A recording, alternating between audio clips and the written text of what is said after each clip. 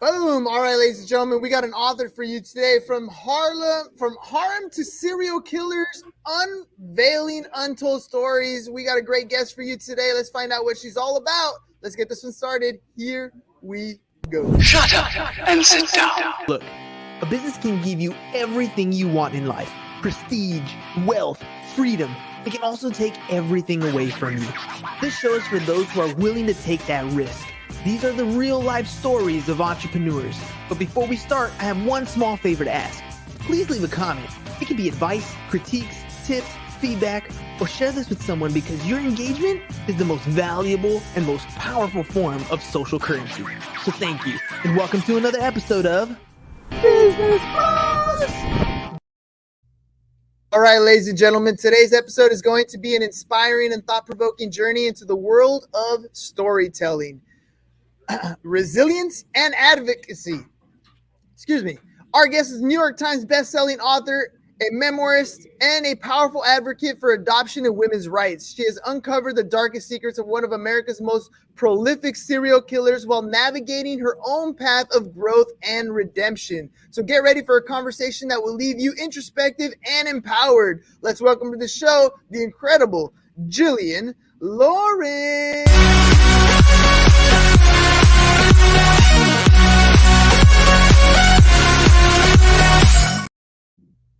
Jillian, you are here. Welcome to the program. Thank you for having me. All right, let's jump into this thing. An author, it's not the easiest career path to go on.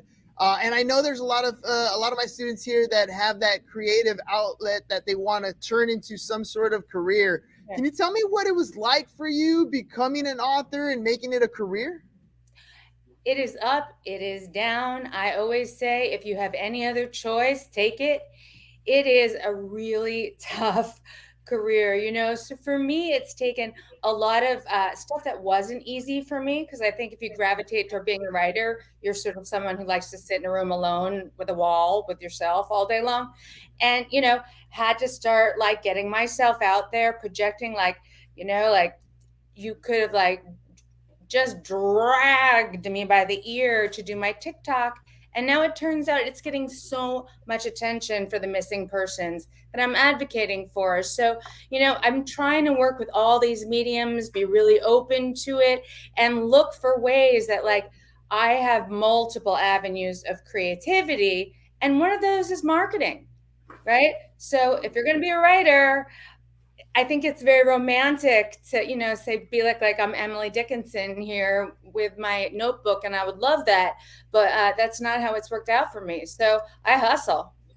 Yeah, I've always heard there's always people who are highly educated writers and they're really good writers. And I heard, I think it was a Robert Kiyosaki book actually, where he says he was interviewed by someone because he has a #1 bestseller. And the author was asking him about his credibility as a writer. And he's like, I was never a really good student. I wasn't really a good writer. And she kind of got offended. She's like, I can't believe you're a #1 bestseller and you're talking about not being a good writer. He said, look at what you wrote down. He said #1 bestseller. You actually have to go out and sell the book and market yourself in order to be able to grow with an audience. You could be the best writer in the world, but if you can't sell your product or service, it ain't going to work out for you, right? Right. And the thing for me that's been really difficult is because, I'm most known as a memoirist, and now moving into the true crime world, like as fast as you can, fast and furious, faster than I could ever imagine. But like my instinct is to go, no, it's just little old me here, and just please look at the words, but what I've found is that the experiences I've had, even in trying to market, even in trying to get myself out there, I've met really interesting people. I've, found the material for my next story, even in the work that I do. So, I try to look at marketing as creative as well. That's an exercise in creativity, and not be in like a fight with it all the time. Just think like, this is me. I believe myself. I also have kids who need shoes. So I dragged my 10-year-old with a fever to the coroner's office once. I swear. And he was like, that's really nice, Mom. I was like, this is a historic building, first of all. And second of all, you get a job. You know, Yeah. you're No, just going to have to come with Mommy to the coroner's office today. I'm sorry. Like, I didn't yeah. see Well, dead they're body. gonna get used to seeing some stuff that they've never seen before, Well, and I mom mean, gets to kind of all show I them. saw that day was a box. You know, he didn't know the ashes were in it. But um, I'm just saying, you know, I have a lot of resistance to it. I'm shy. Um, but I also like I I want you to read my work. I want a voice. I want an audience. I want to speak to you and I want to entertain you. And also, and the way to do that is I got to hook you somehow, right? Because I have something I want to tell you. And I want the casual dismissal of violence against women to be Hmm. something that we start to have a real dialogue about in that culture. And if that takes me doing a TikTok channel, then that's what it takes. Yeah, and you know, true crime is one of those categories that gets a lot of attention. I love watching that sort of stuff, but I try not to because once I start, I gotta see the story all the way to the end. There's no way I can't figure out what happened. Tell me a little bit about the writing style that you're doing now. Are you taking it in like writing an entire book? Are you taking it in short stories and kind of compiling them? What's your style?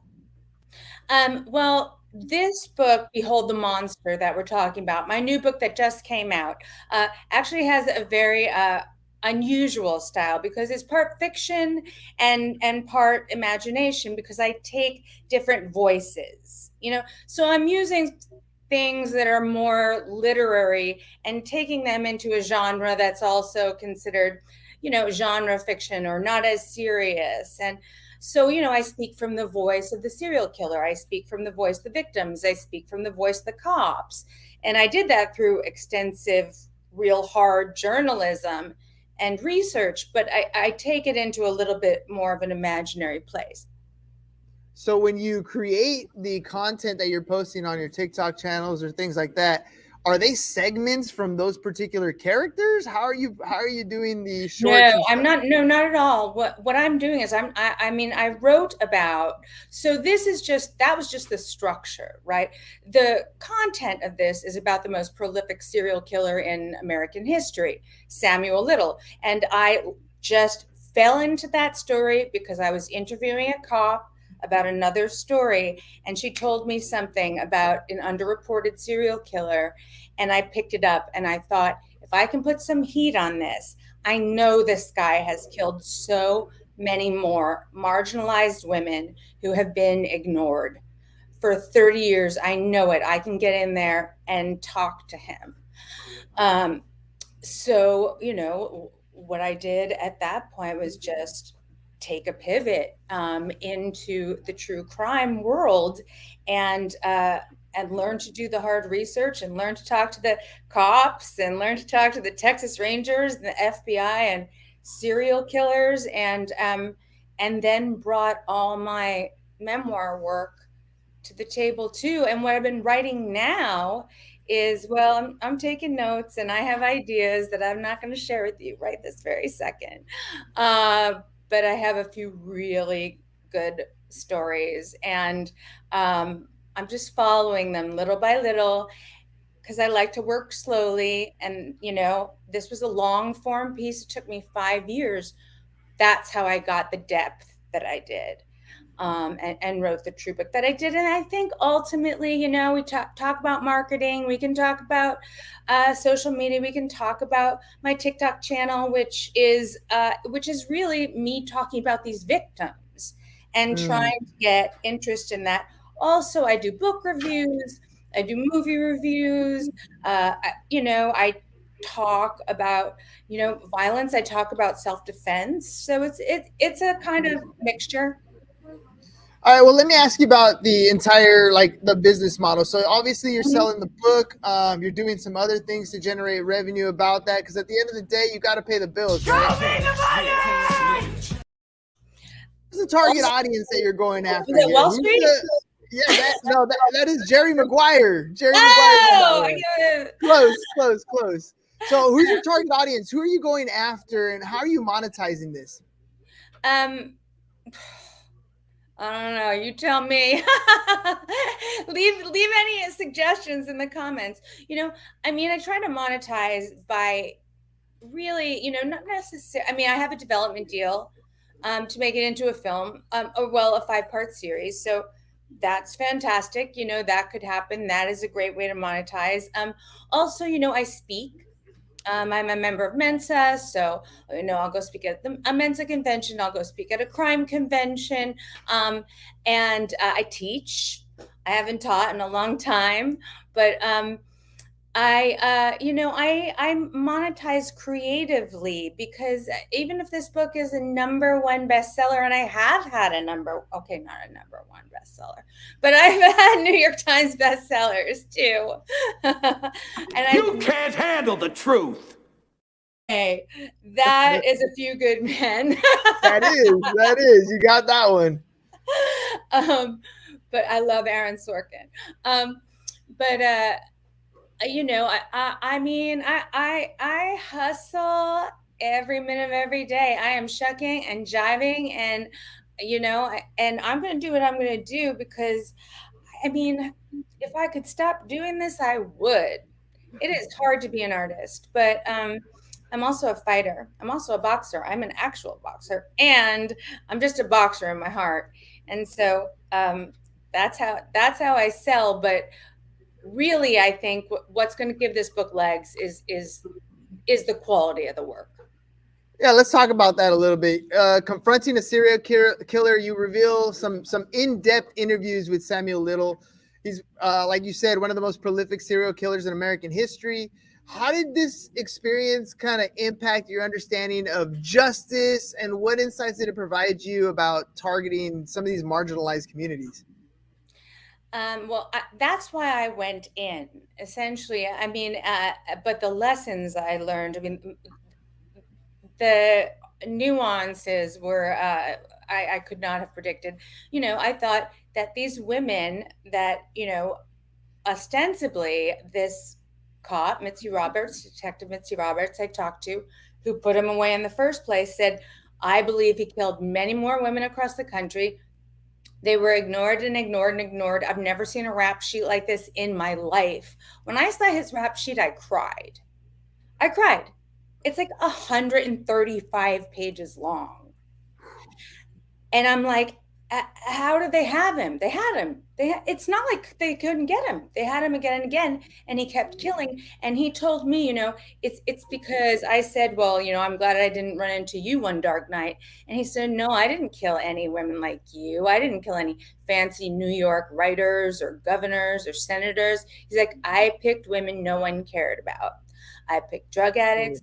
I picked prostitutes, women of color, women who were in impoverished neighborhoods that were being underserved by law enforcement, at certain times, certainly in the 80s in South Central.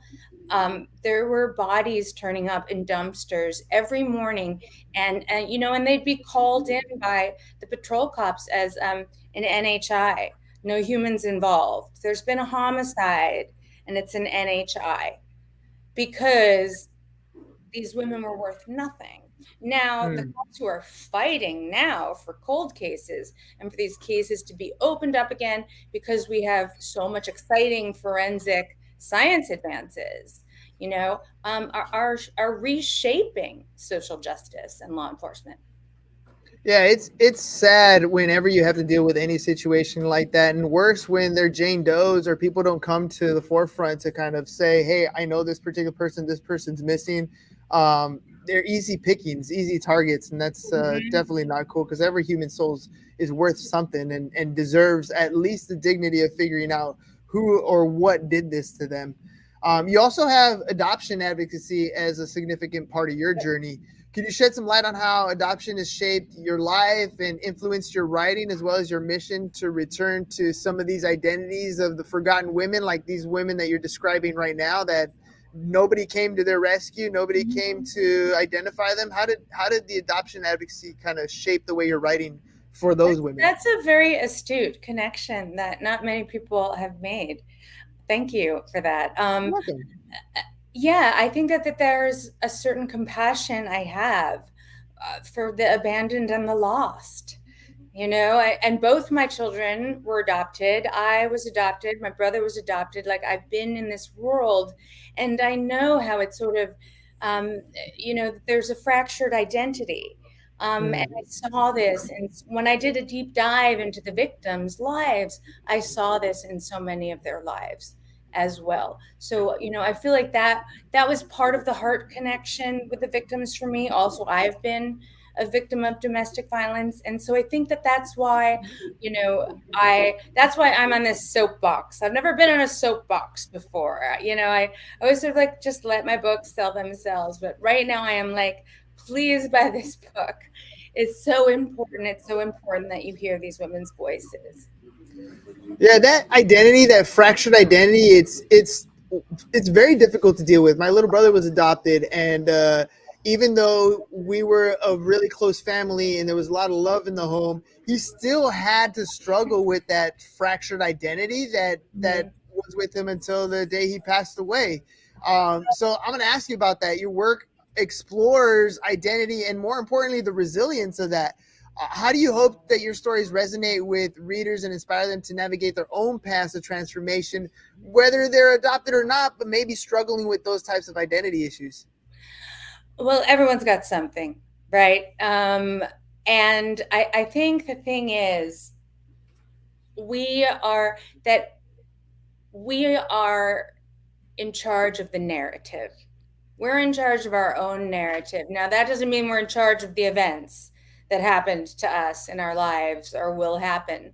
Um, but to learn to sort of shape a story, and shape your own life, and give it meaning. To me, like, to speak for these women, like, people have been reviewing it a lot and saying, I gave these women who had their literally, he was a strangler, literally had their voices taken away. I gave them their voices back. And I was like, it's not exactly like that. It's more like they gave me a voice too.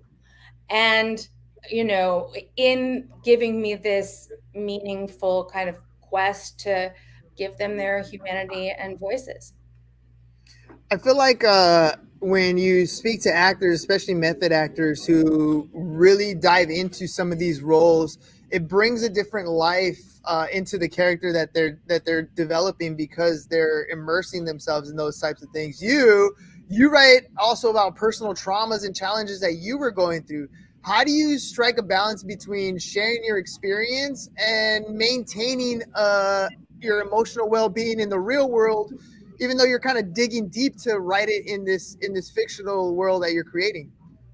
Well, I think when I'm being successful at doing that, uh, I learned to put a bookend on my work. Like, I'll say light a candle. I mean, when I was teaching, I would always say, this is a magic candle. It's not. It's a candle from the grocery store. It doesn't matter. Light a candle, and then when you blow it out, you're done. You put that behind. You go to your kid's soccer game.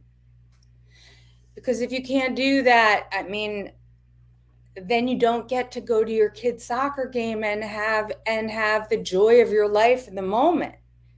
Except I can't always do it. And Mm. sometimes I need help, sometimes I need therapy, sometimes I need to go and watch 1,000 episodes of some terrible show, or some terrible something about Waco. My husband says I have levels. He's like, where are you at level, like, depression today? And I'm like, Sophie's Choice. I am Yeah. Sophie's Choice today. He's like, I am out of here. I'm so out. Well, it's certainly more enjoyable than my average day. You Is know that that? one? That's The Rock. It is Sean Connery, but that's The Rock. No, that's good. No, you're right. You're right.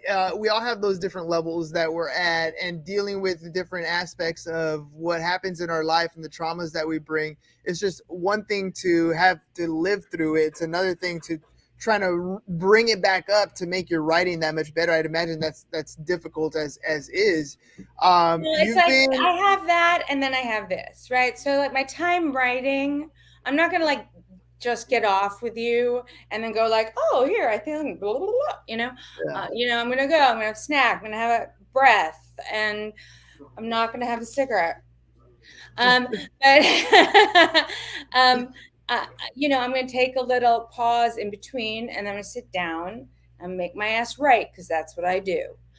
Um, but like there's an outward facing and an inward facing self, Mhm. and I think somehow you have to make a boundary between those. Um, Otherwise, like not the whole world gets all my heart. I wrote it down in a book for you. I'm not like you're not going to get it every time you meet me out at a coffee shop. Um, but so I try to maintain that balance, but it's like all the balance of our lives and our businesses. It's impossible every day to Yeah. be. Some people wear their heart in their sleeves. You leave your heart on the page, and we go from Yeah. there. Right. This is where we move forward. All right. You've had performances on The Moth. You've appeared on national shows. You started sharing your stories to a worldwide audience. How does live storytelling compare to like written word? How do these experiences kind of complement each other? Nothing taught me writing, nothing taught me three-act structure, like proper, just straight down the line, how to write a good story with a beginning, middle, and an end, other than storytelling, and particularly storytelling with the mob, live storytelling, because it's like, tell that story in 5 minutes. Mm, Okay, now tell that story in 15 minutes, right? mm. You don't have 500 pages to go on tangents, so you really learn to like look at the skeleton of the story, and then you say, what is this about? And why should you care about it? So live storytelling really brought that tightness of structure to my work. But they feed off each other, and I think that for me, for a long time, and maybe I'll start doing it again. I haven't been doing live storytelling a lot, because I mean we haven't been live a lot for a couple of years now. Mm. But it gave me a piece of my work that was on a stage, and I love to be on a stage. Um, so I just don't want to be on a stage all the time. I want to be writing most of the time and on a stage a little bit of the time. Yeah, they got to come hand in hand. Again, goes back to the marketing stuff. So as we get lower here on time, I want to make sure people are aware of how they can get a copy of your book. What books are out? What books are coming out? And how can people find out more information about you? Uh, well, there is a documentary called Confronting a Serial Killer that is streaming on most platforms right now. That is about my writing this book. Really, I was followed by Joe Berlinger while I was investigating these murders. Behold the Monster, Confronting a Serial Killer is my newest book. And you can look at the TikToks and look at some of the missing persons cases I'm working, and really learn more about that. Focused on that right now.